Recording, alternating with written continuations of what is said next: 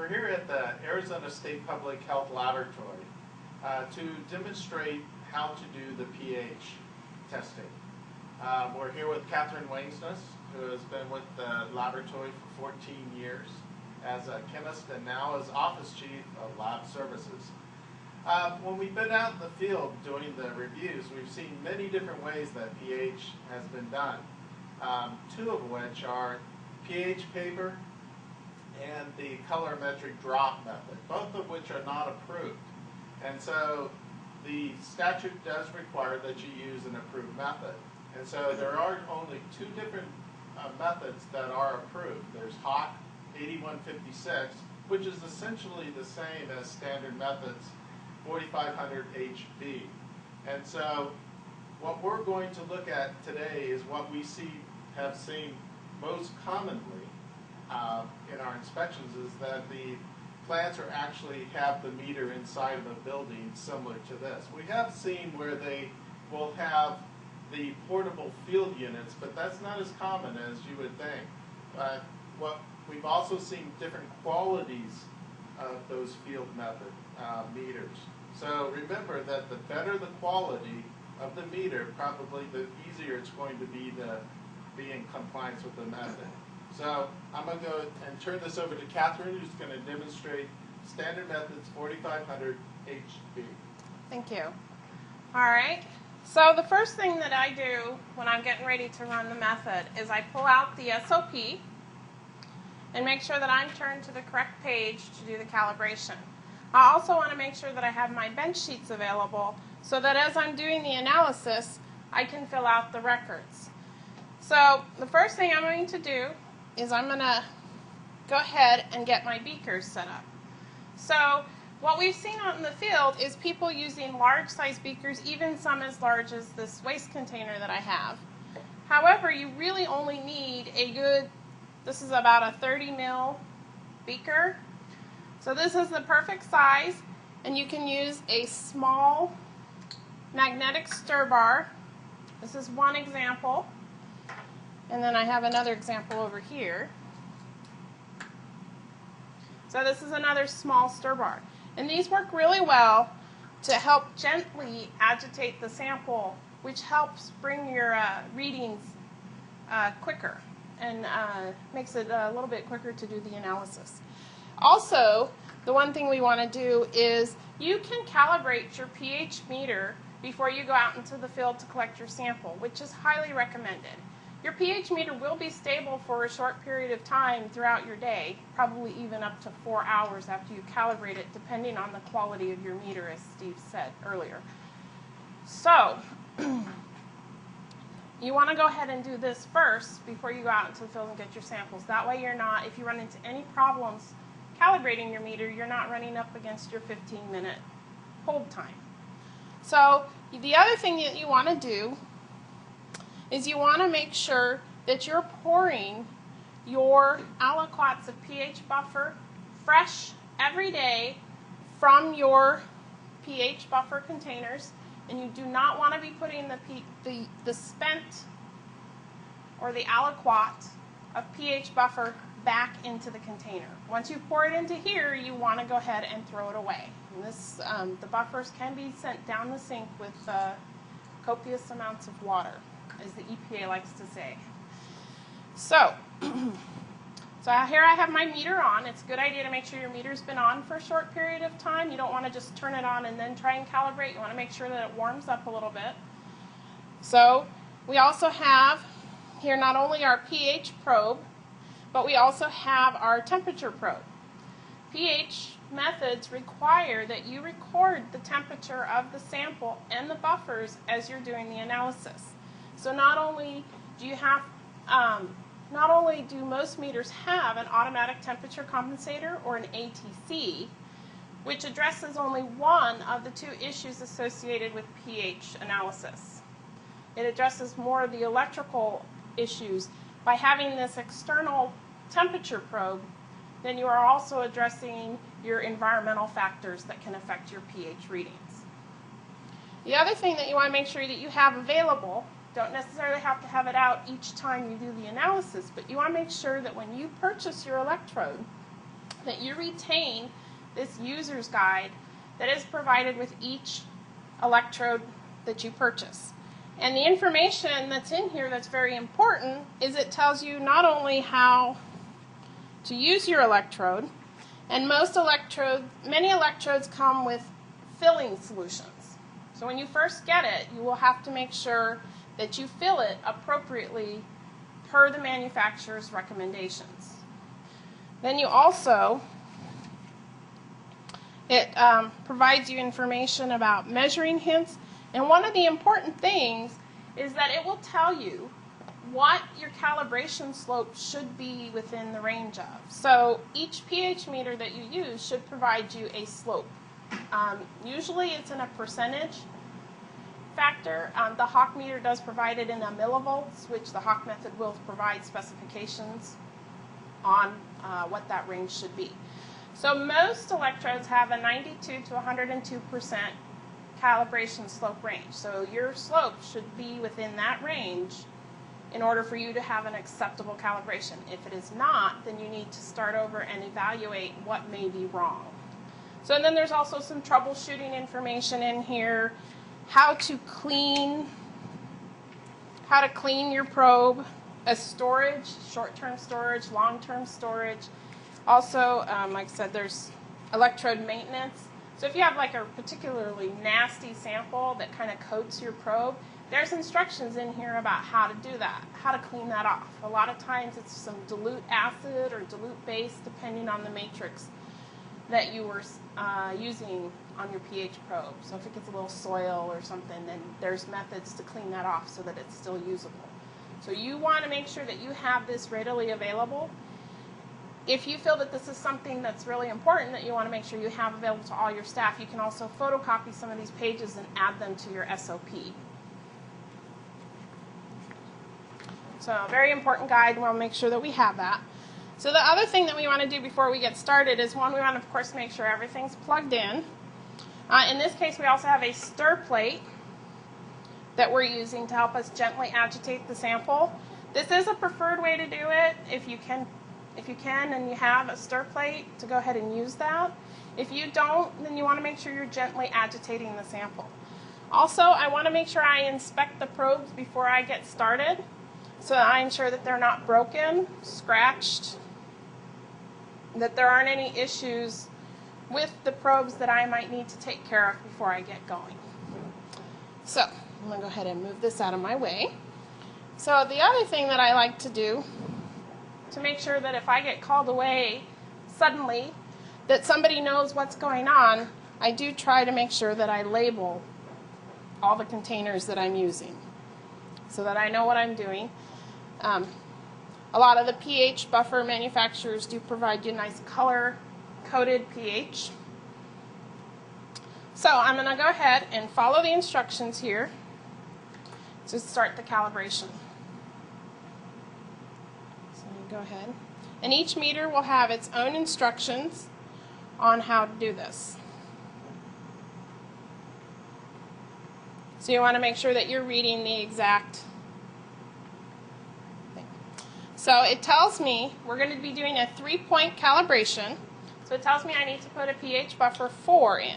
So this is my pH buffer 4. So first thing I want to do is I pour a little bit in here. These are all clean beakers, but I want to go ahead and put a little bit of buffer in there to make sure that there isn't any contaminants that might have gotten in there, dust or anything like that. So I just kind of rinse it out a little bit. And then I fill it up. I filled it up to about 25 so that the stir bar has plenty of room to move. But you really don't need much more than 20 to 25 mils a sample using these small beakers. So I go ahead and I put it on there. I've already got the stir plate gently agitating it. So what you will see is that the meter will slowly bring it down to that 4 range. So it's making sure that it's measuring it appropriately. And most meters, like this one, will tell you when it's ready to move on to the next pH buffer. So you just have to make sure that you stay and watch this as it's going forward. So right now, of course, it's moving forward. Oops, I'll make sure I cap this. So while it's doing that, let's go ahead and highlight some of the pH buffers. So here's a particular pH buffer that we're using.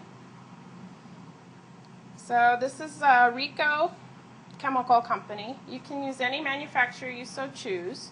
This happens to be one we have in-house. And each one, let's see if I can turn this around correct slowly. Each one should have a lot number and an expiration date. And you want to make sure that the buffers you're using are not expired. If they're expired, then you need to go ahead and dispose of them properly. So you want to make sure that you use appropriate buffers that are not expired. And we will be talking again later, a little bit later, about using a second source pH buffer. Typically, we use a second source at the 7 buffer. We do calibrations typically at 4, 7, and 10. So the second source is usually done at 7. And so here, I actually have a completely different manufacturer, Fisher, to use for my second source. And once again, I have a lot number and an expiration date, and I want to make sure I check those to ensure that I'm using a non-expired buffer. Now, if you would like to purchase from the same manufacturer, that is acceptable. You just need to ensure that you have 2 separate lot numbers for your second source. So my meter tells me that it's now ready. So I'm going to go ahead and hit the appropriate button, and it now tells me to enter the 7. So I'm going to take this off. One of the important things you need to do between your analysis, whether it's the buffers or the samples, is to ensure that you are appropriately washing your probes with a little bit of deionized water. So then the other thing is when you wipe the probe down, you don't actually want to wipe. You don't want to scratch. This is actually something called Chem Wipe, which is a little softer than a paper towel. You want to try to avoid using a paper towel. You want to gently wipe that water away. You don't want to be, it's more blotting than wiping. You don't want to be trying, if you use a paper towel or something, you could potentially scratch your probe, and then it will not be working appropriately. So once again, I'm going to throw a little bit in here. And you'll notice that I had already thrown the stir bars in there. It just makes life a little bit easier if you're already prepared. So we'll go ahead, put that on there where it's gently agitating. You also, when you put the probes in, you'll notice me gently shaking it a little bit. That's to make sure that any air bubbles don't get trapped underneath the probes. And the air bubbles can interfere with the analysis and with the readings. So you want to just make sure there's no air bubbles trapped under there. So, and I had already recorded all the lot numbers, the manufacturer, and the expiration date on my bench sheet prior to starting. So all I do is make sure that I record the information correctly here.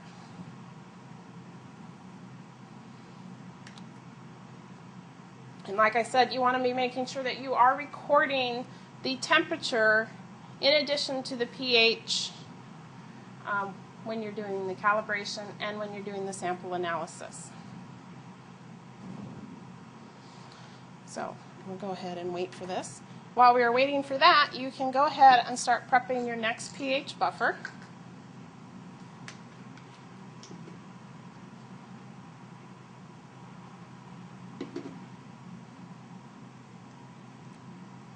Alrighty.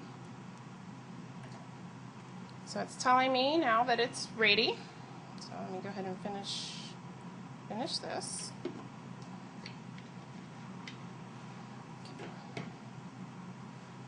Pull this out. Move over here.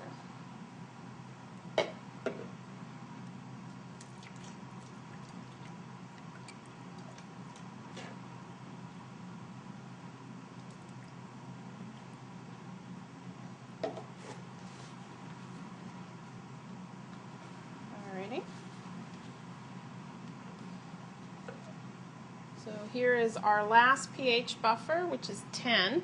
As I said, we are using a 4, 7, and 10 calibration. And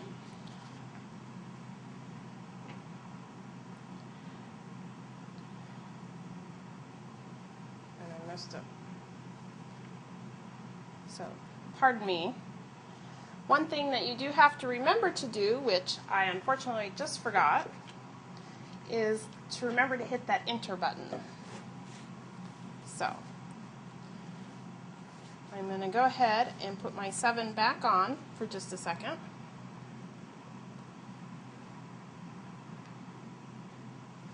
And have it reset, that 7.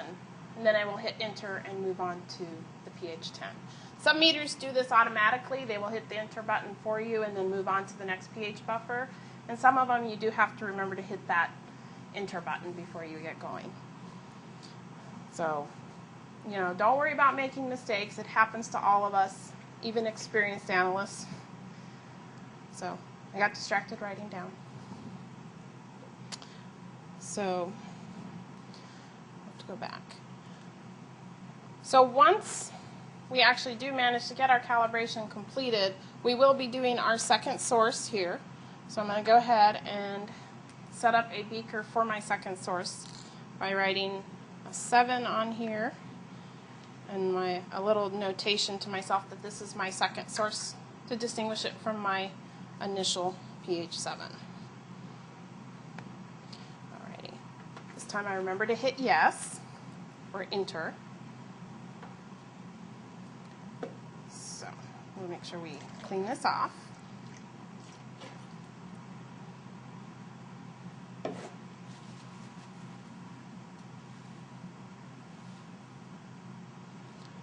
Put our 10 on here.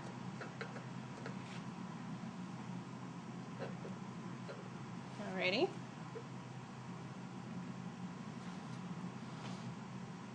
And so here's our 10.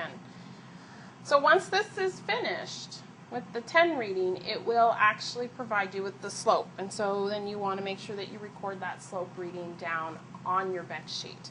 There are example bench sheets available on our website. Or you can create your own, as long as it contains all the information that is needed.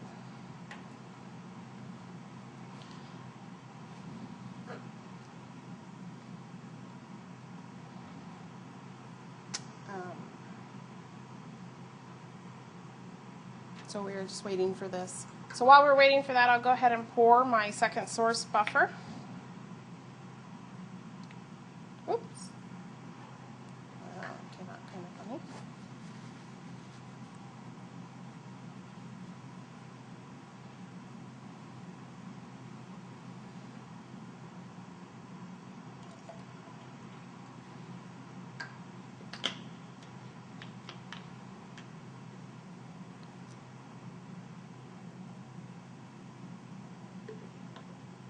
Alrighty, our 10 is all ready now.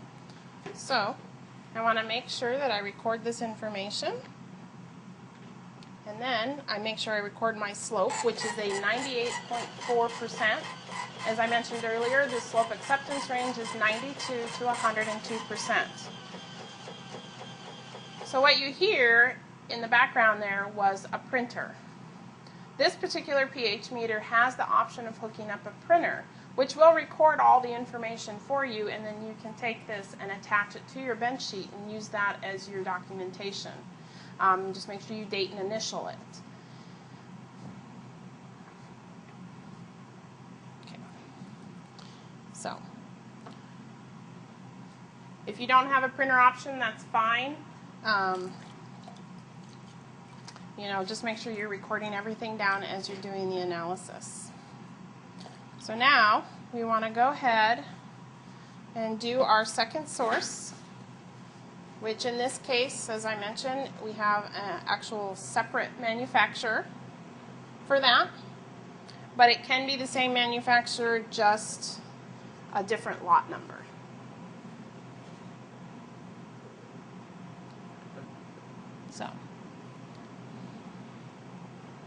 So we go ahead and we put that in there. And so your second source pH buffer, which in this case is a pH 7, should be within a plus or minus 0.1 range. So your pH buffer should read between 6.9 and 7.1. Any reading within between that range is acceptable. So right now it's reading 6.98, which is an acceptable value for our pH buffer. What the second source is telling me here by reading 6.98 in with the pH buffer 7 is it's telling me that the calibration is working appropriately. It's another check on my calibration. So not only did I get a very good slope percent reading on my calibration, but my second source pH buffer is reading an appropriate pH range. So then I make sure I record this information down. So now, I'm going to leave that in there for just a second. So now you're actually ready to go get your sample.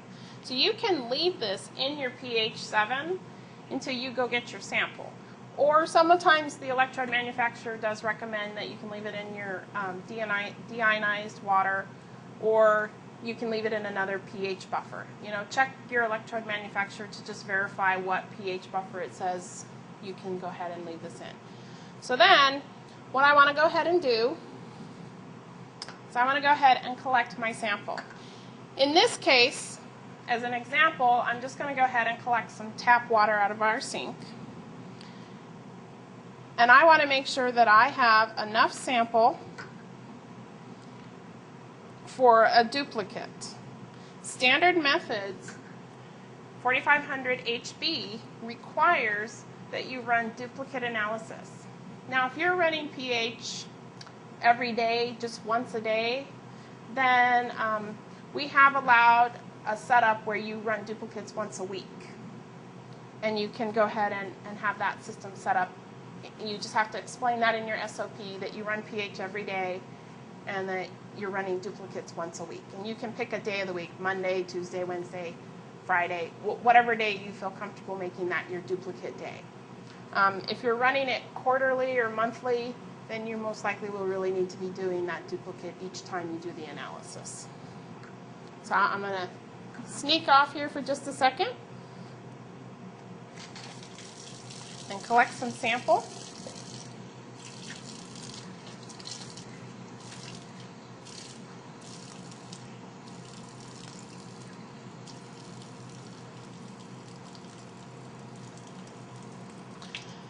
But this way, if your sample compliance point is, like 20 minutes away, then you're not having to try and rush and come back and calibrate your pH meter while, trying to still be within your 15-minute hold time. So we go ahead and we rinse this off. Okay.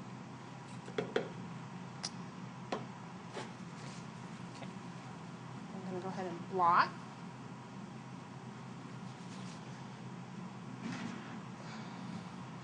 In, I have some additional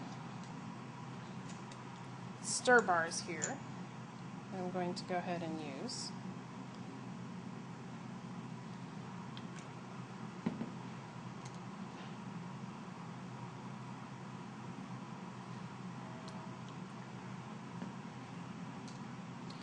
So, I'm going to go ahead and put our first sample up here to read. And like I said, using the stir bar to gently agitate.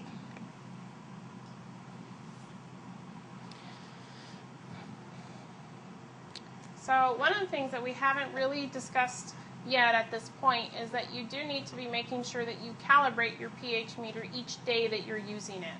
So if you're using it every day, you need to be calibrating it every day. So you need to go through this step every day. If you need to take pH readings once a month, then you need to calibrate your meter on that day once a month that you're doing it. If it's quarterly, then every quarter you need to calibrate your pH meter to ensure that, so it's each day that you're using it, not daily, each day.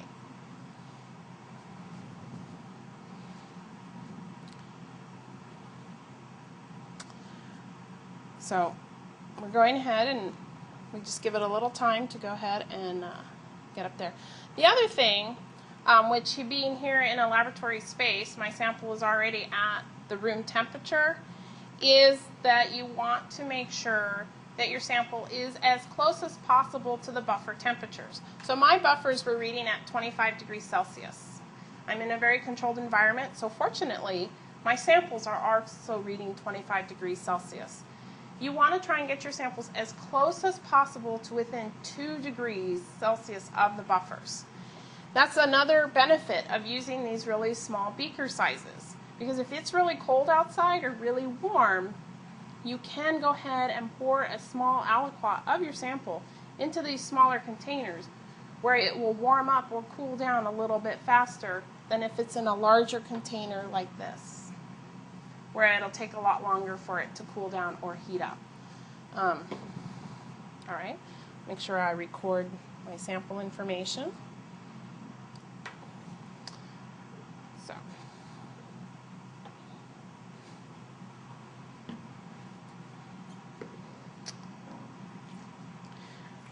And you want to make sure that your duplicates are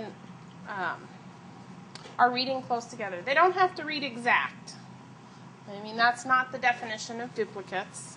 It doesn't have to be exact, but it does have to be within, I believe it's 10% or plus or minus 0.1. Let's try to remember. So we'll go ahead and we'll do our duplicate sample. I just labeled them sample 1 and sample 2 at this point. So then I record the information. So then I wait for my official reading.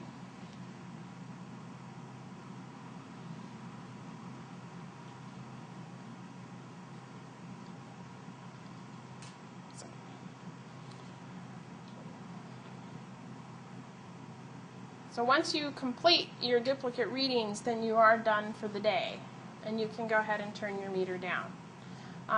If you have multiple sample sites and you're coming back at different times or you're collecting at different times of the day, you can go ahead and leave your meter on in a standby mode. And then so if you calibrate first thing in the morning, but you don't end up collecting your sample until, say, lunchtime or 12 o'clock or 11:30 or whatever, all you really need to do is just make sure that you check it with your second source or at least one of the pH buffers to make sure that it's still reading within like that plus or minus 0.1 range. And as long as your check buffer is reading within that range, then you can go ahead and use that pH meter and move forward. If it's outside the range, then you would have to recalibrate. So many meters are stable for at least half a day. Some of the better quality ones are stable a little bit longer. Poor quality meters will usually go outside of calibration within 2 or 3 hours. So that's just something to keep in mind. You know, you can go ahead and calibrate this when you first come in. And if you have a very good quality meter, then your calibration will stay, and then you can run your check source or your second source pH buffer. As long as it's in that plus or minus 0.1 pH range, then you can go ahead and move forward with your sample collection at a later time during the day. So I have my duplicate reading here, and I had a 7.48 for the first sample and a 7.46 reading for the second one. So that is an acceptable duplicate range. And so we are done. That concludes the pH meter demonstration. Thank you.